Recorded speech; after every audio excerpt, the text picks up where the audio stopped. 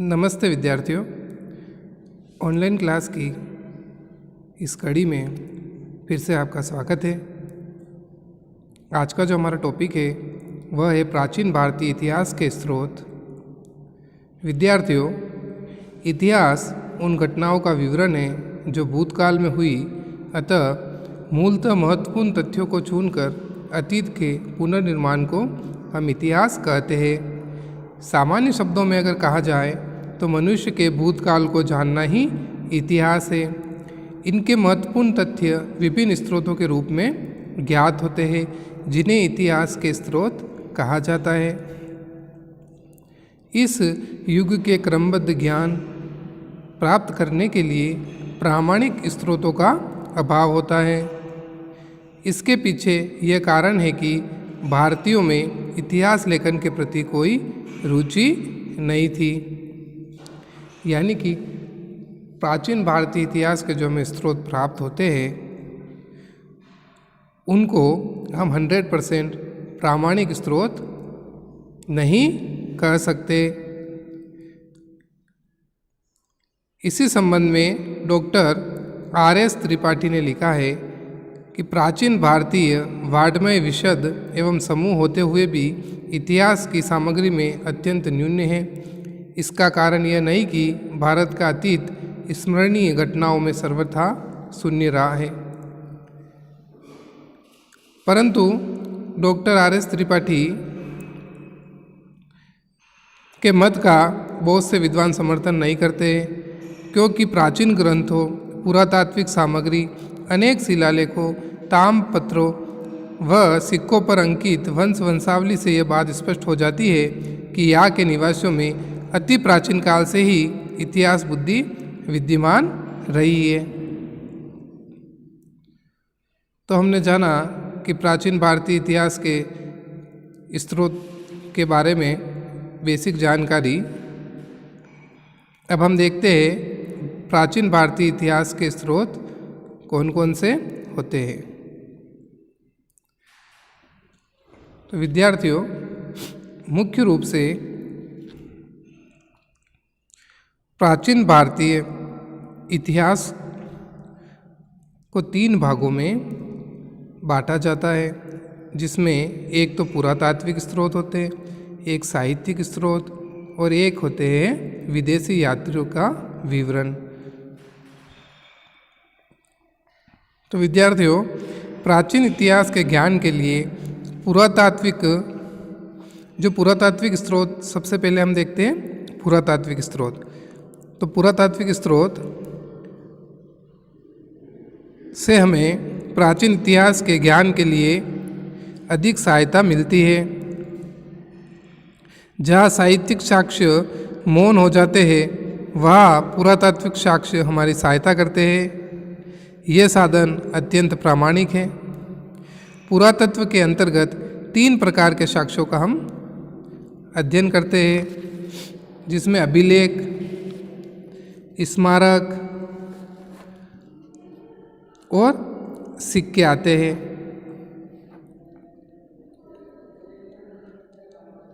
तो पुरातात्विक स्रोतों के अंतर्गत सबसे महत्वपूर्ण जो स्रोत होते हैं वह है अभिलेख। अभिलेख प्राचीन भारतीय इतिहास के स्रोत के अंतर्गत अध्ययन में सर्वाधिक महत्वपूर्ण एवं प्रामाणिक स्रोत है। अभिलेख से तात्कालिक राजनीतिक व धार्मिक स्थिति का पता चलता है। इसके अतिरिक्त राज्य की सीमाएं, राजा का निजी चरित्र तथा तत्कालीन कला की हमें जानकारी प्राप्त होती है।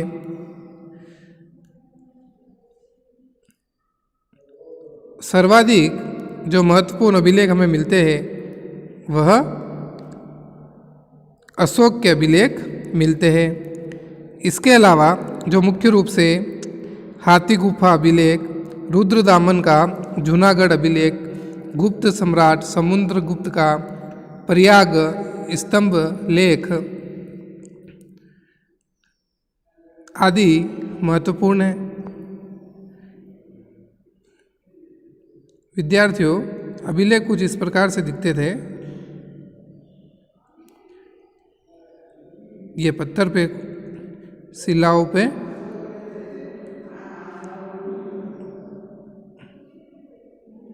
किसी नुकीली वस्तु द्वारा लिखे जाते थे, जिन्हें हम अभिलेख कहते हैं। और यह अभिलेख जो बड़े बड़े राजा होते थे उनके द्वारा बनवाए जाते। अब हम देखते हैं मुद्रा अर्थात सिक्के। तो विद्यार्थियों, प्राचीन राजाओं द्वारा डलवाए गए सिक्कों से भी प्रचुर सामग्री हमें इतिहास के बारे में उपलब्ध होती है। सिक्कों से भी तात्कालिक राजनीतिक, धार्मिक, आर्थिक स्थिति तथा कला की जानकारी प्राप्त होती है। और जो भारत के प्राचीनतम सिक्के जो थे उन्हें आहत सिक्के कहा जाता है।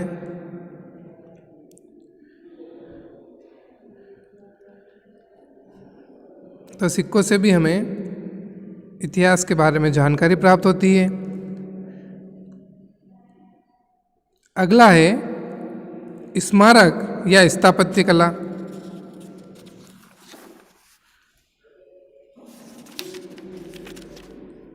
इसके अंतर्गत प्राचीन भवनों, मंदिरों व मूर्तियों का अध्ययन किया जाता है। मोहनजोदड़ो व हड़प्पा की खुदाई से विश्व की प्राचीनतम सभ्यता सिंधु सभ्यता का पता चला। देवगढ़ व कानपुर के भीतरी गांव के मंदिर से गुप्तकालीन संस्कृति पर के बारे में पता चला तथा खजुराहो व उड़ीसा से प्राप्त बहुसंख्यक मंदिर हिंदू स्थापत्य व वास्तु के उत्कृष्ट स्वरूप को प्रकट करते हैं। तो हमें स्थापत्य कला से भी इतिहास के बारे में जानकारी प्राप्त होती है। तो ये हमने पुरातात्विक स्रोत देखे। अब हम साहित्यिक स्रोत देखते हैं।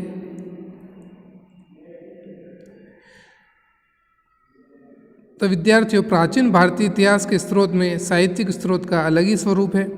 वस्तुतः साहित्यिक ग्रंथों से प्राप्त जानकारी को अन्य स्रोतों की सहायता से ऐतिहासिक प्रामाणिकता की कसौटी पर भारतीय इतिहास की सही जानकारी प्राप्त हो सकती है। साहित्यिक साक्ष्यों को भी हम दो भागों में बांटते हैं। एक तो है धार्मिक साहित्य और एक है लौकिक साहित्य। धार्मिक साहित्य के अंतर्गत हम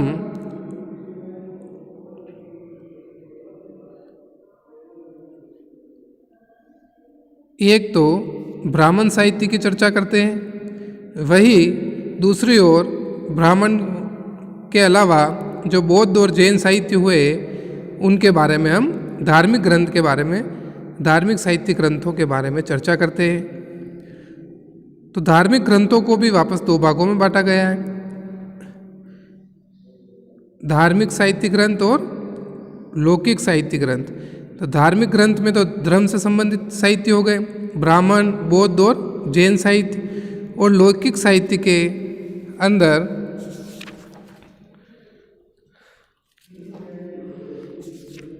हम धर्म के अलावा जो भी ऐतिहासिक एवं अर्ध ऐतिहासिक ग्रंथों तथा जीवनियों के बारे में अध्ययन करते, जैसे कौटिल्य का अर्थशास्त्र हो गया, कलन की राजतरंगी हो गई, यानी धर्म के अलावा जो भी पुस्तकें लिखी गई उन्हें हम लौकिक साहित्य के अंतर्गत लेते हैं। तो धार्मिक साहित्य के अंदर सबसे पहले हम ब्राह्मण साहित्यिक ग्रंथ के बारे में देखते हैं। तो जो ब्राह्मण साहित्य के अंतर्गत मुख्य रूप से जो थे वह आपके चारों वेद थे, जिसमें ऋग्वेद, यजुर्वेद, सामवेद और अर्थवेद प्रमुख है। इसके अंदर जो सबसे प्राचीनतम वेद होता है वह ऋग्वेद होता है।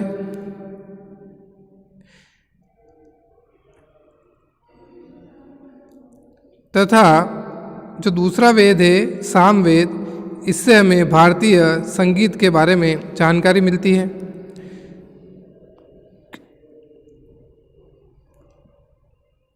यजुर्वेद में हमें यज्ञों के नियम और विधि विधान का संकलन मिलता है। इसी तरह अथर्ववेद से हमें जादू, मंत्र, टोना, ताबीज, चिकित्सा व धनुर्विद्या से संबंधित जानकारी मिलती है। तो ब्राह्मण ग्रंथों में हमने पहला वेद देखा।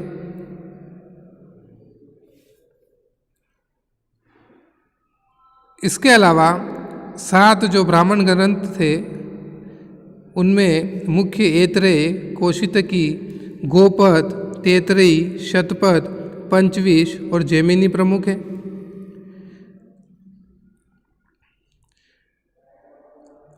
ब्रह्मा का अर्थ यज्ञ होता है, अतः यज्ञ के विषयों को प्रतिपादित करने वाले ग्रंथों को ब्राह्मण कहा गया। ब्राह्मण ग्रंथ वैदिक संहिताओं की व्याख्या करने के लिए गद्य में लिखे गए, इन्हें वेदों की टीका कहा गया है। प्रत्येक ब्राह्मण एक वेद या संहिता से संबंधित है। जैसे ऋग्वेद के लिए ऐतरेय तथा कौशितकी, यजुर्वेद के लिए तैतरेयी तथा शपथ सामवेद के लिए, और पंचविश अर्थवेद के लिए सामवेद के लिए पंचविश और अर्थवेद के लिए गोपद आदि। तो ये कुछ ब्राह्मण ग्रंथ है जिनसे हमें इतिहास के बारे में जानकारी प्राप्त होती है। अगला जो ब्राह्मण साहित्य है वह है आरण्यक। आरण्यक शब्द की उत्पत्ति अरण्य से हुई है, जिसका अर्थ वन होता है। आरण्यक ऐसे ग्रंथों को कहा जाता है जिनका अध्ययन वन में किया जाता है। प्रमुख आरण्यकों में मैत्रायनी, तैतरेयी का उल्लेख किया जाता है।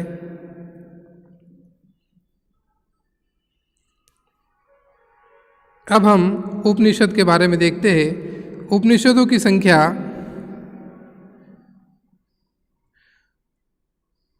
108 है। उप का अर्थ निकट व निषद का अर्थ बैठना होता है, अतः गुरु के समीप बैठकर प्राप्त किए गए ज्ञान के आधार पर लिखे गए ग्रंथों को हम उपनिषद कहते हैं। प्रमुख उपनिषदों में ईश, केन, कठ, छांदोग्य, वृहदारण्यक है तथा इन सब की रचना 800 से 500 ईसा पूर्व के मध्य हुई थी।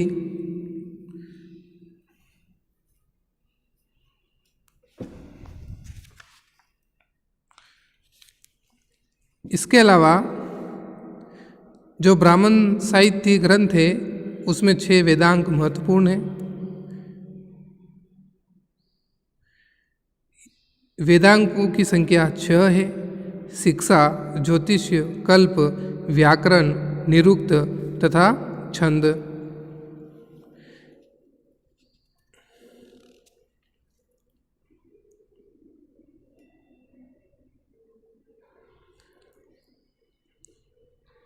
इसके अलावा 4 उपवेद, आयुर्वेद, धनुर्वेद, गंधर्ववेद, शिल्पवेद भी ब्राह्मण साहित्य ग्रंथ के अंतर्गत आते हैं। 6 षटदर्शन, सांख्य, योग्य, न्याय, वैशेषिक, पूर्व मीमांसा, उत्तर मीमांसा आदि को भी ब्राह्मण साहित्य ग्रंथों के अंतर्गत रखा गया है। 2 बड़े महाकाव्य रामायण तथा महाभारत भी ब्राह्मण साहित्य ग्रंथ के अंतर्गत आते हैं तथा 18 पुराण व 6 स्मृति, जिसमें मनु स्मृति महत्वपूर्ण है, यह भी ब्राह्मण साहित्य ग्रंथों के अंतर्गत इन्हें रखा गया है।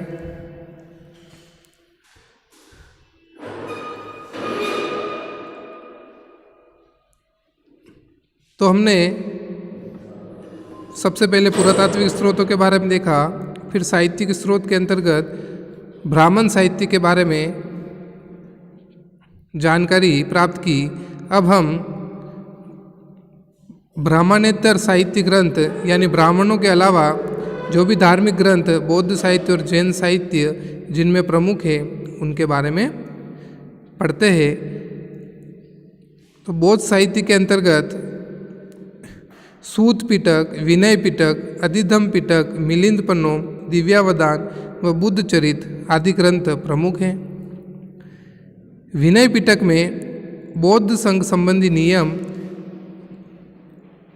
एवं आचरणीय नियम, विधान नियम, ये सभी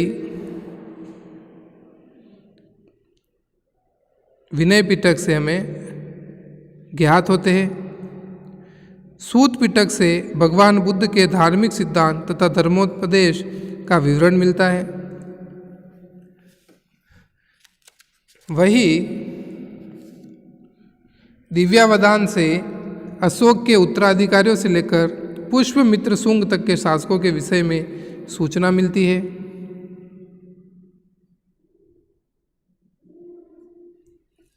तो ये कुछ बौद्ध साहित्य ग्रंथ हैं। जैन साहित्य के अंतर्गत परिशिष्ट पर्वन, भद्रबाहु चरित्र, भगवती सूत्र व कल्प सूत्र आदि प्रमुख ग्रंथ हैं।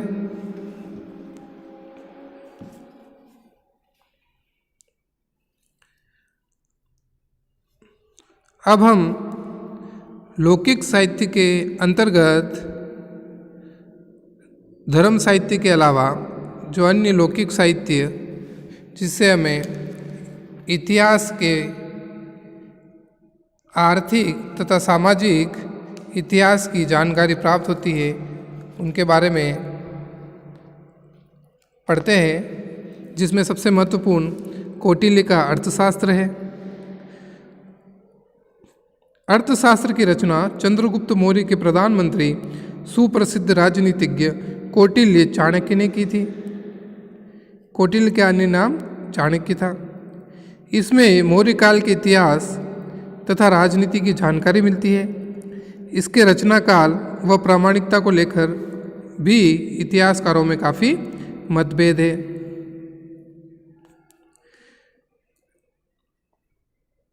दूसरा है कल्लन की राजतरंगी।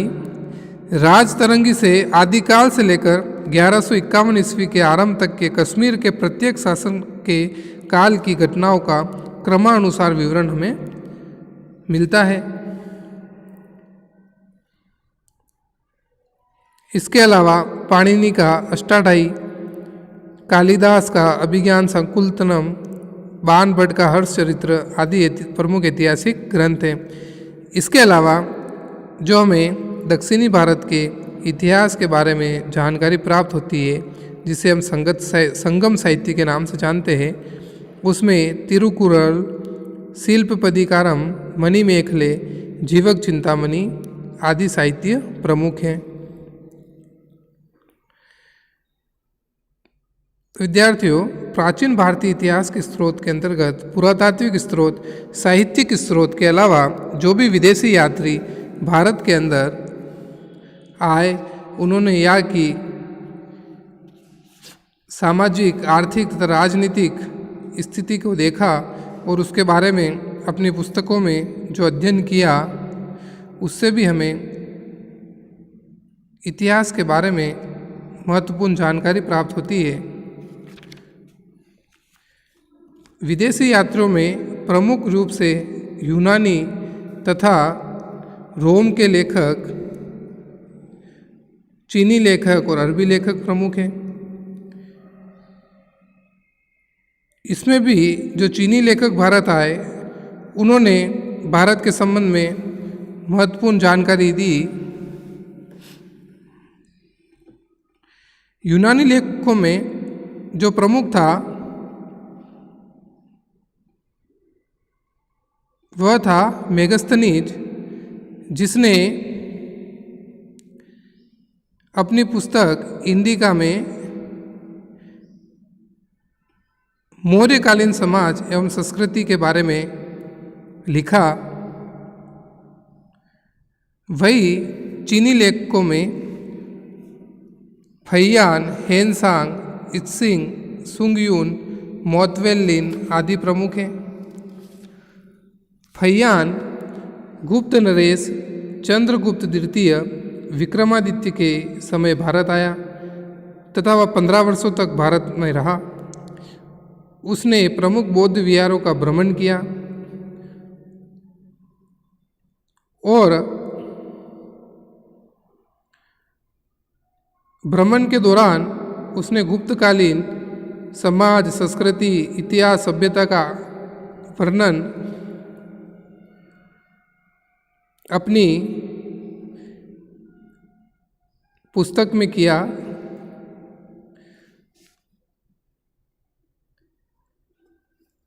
वही चीनी यात्री जो महत्वपूर्ण है दूसरा, वह है हेनसांग, जो हर्षवर्धन के समय भारत आया।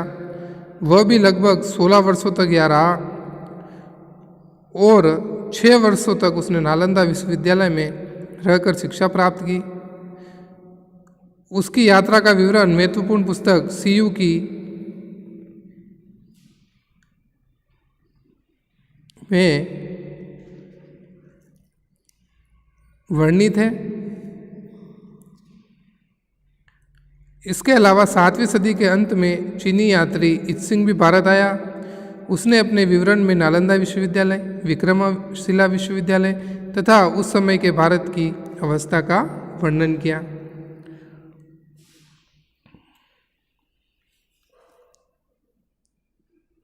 इसके अलावा जो अरबी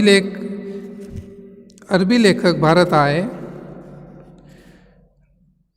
अरबी लेखकों में विद्यार्थियों सर्वाधिक प्रसिद्ध लेखक अल-बरूनी है। वह मोहम्मद गजनवी के साथ भारत आया। अल-बरूनी गणित, विज्ञान एवं ज्योतिष के साथ ही फारसी व संस्कृत भाषाओं का ज्ञाता था। उसने अपनी पुस्तक तहकीक-ए-हिंद, जिसे हिंदी में भारत की खोज कहते हैं, में राजपूतकालीन समाज, धर्म, रीति रिवाज आदि की जानकारी दी। अल-बरूनी के अलावा सुलेमान अल-मसूदी, इब्न बतूता आदि भी भारत आए और यहाँ की समाज, धर्म, रीति रिवाज, राजनीति आदि के बारे में जानकारी को अपनी पुस्तकों में सूचीबद्ध किया। तो विद्यार्थियों, आज के वीडियो में हमने प्राचीन भारतीय इतिहास के स्रोत के बारे में जाना कि कौन कौन से ऐसे प्राचीन भारतीय इतिहास के स्रोत हमें प्राप्त हुए जिससे हमें उस समय के इतिहास के बारे में जानकारी प्राप्त होती है। और वर्तमान में भी इस संबंध में